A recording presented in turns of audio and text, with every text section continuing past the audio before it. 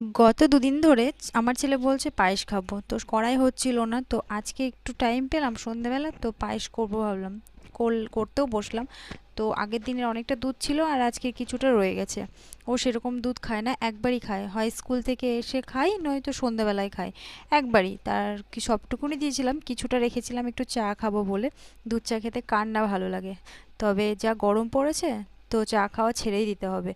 তো কালকের জন্য কিছুটা সবজিও কেটে রেখেছিলাম, বর অফিসে নিয়ে যাবে আর ছেলে স্কুলে নিয়ে যাই, তো তাই সকালবেলাটাই ঠিক আমি রান্না করতে পারি না, তাই রান্নাটা আগের দিন রাত্রে করে ফ্রিজে রেখে দিই।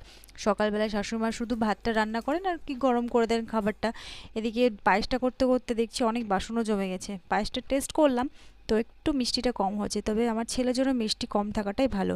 পায়েসটা করে ছেলেকে একটু পড়তে বসালাম, পড়ানোর পর আবার সেই রান্নার কাজে লেগে গেলাম। তো আজকের ব্লগটা কেমন লাগলো জানিও, ভালো লাগলে সাবস্ক্রাইব করো, টাটা।